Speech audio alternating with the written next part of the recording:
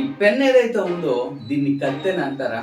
అనరు. ఈ పెన్ను మాత్రమే అయితది. అది ఎవరైనా వచ్చి వాదిచ్చినా కూడా ఆ పెన్ను కత్తిగా అవ్వదు. అలాగే దేవుని వాక్యం ఏమని సెలవిస్తుంది? గలతీ పత్రిక 1:8 అది ఎవరైనాను సత్యము కానిది ఏదైనాను ప్రకటించెను, వాక్యములో లేనిది ఎవరైనాను ప్రకటించెనో అది నమ్మొద్దన్నారా? ఎందుకు నమ్మొద్దనంటే మత్తయి సువార్త 24 ఏమంటుంది? నీవు మోసపోకుడి, యేసుక్రీస్తు వారిని గురించి కాకుండా సొంత లాభాలతో, సొంత కథలతో, ఈ యొక్క వాటిలతో నిండిన ఏదైనాను, అది ఎలాంటిదైనను, ఏ పరిస్థితి, ఎంత పెద్ద పాస్టర్ అయినను, ఎంత పెద్ద ప్రీచర్ అయినను, ఎవాంజలిస్ట్ అయినను, యేసుక్రీస్తు వారిని గురించి కాకుండా, యేసుక్రీస్తు వారు మహిమపరిచేటట్టు కాకుండా తమని మహిమపరుచుకుని చెప్పే ప్రతి వాక్యము కూడా అబద్ధ వాక్యమే.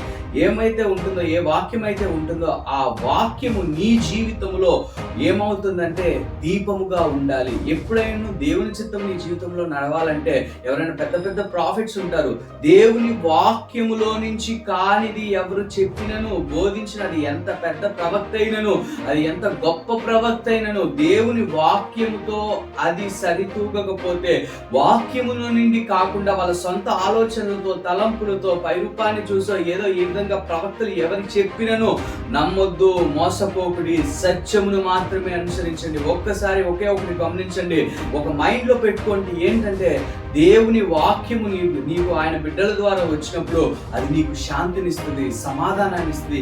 ఈ వాక్యము నేను వినాలనుకుంటున్నాను, నా జీవితానికి వెలుగు ఏంటది.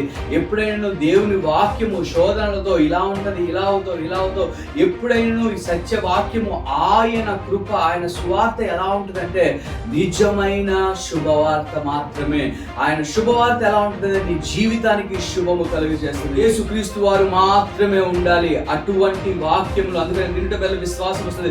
ఎప్పుడు విశ్వాసం నీ జీవితంలో వస్తుంది? క్రీస్తు వలన మాటల్ని మాత్రమే విశ్వాసతో, కానీ ఈ కాకమ్మ కథలు, ఈ పిట్ట కథలు ఇటువంటి నుంచి కాదు. కానీ దేవుని వాక్యము నీవు విన్నప్పుడు, ఆ వాక్యము నీ యొక్క హృదయంలో దాచుకున్నప్పుడు అనేక మందికి సాక్ష్యంగా ఉండడం. ఆయన సమాధానం మీకు కలుగునుగాక. God bless you.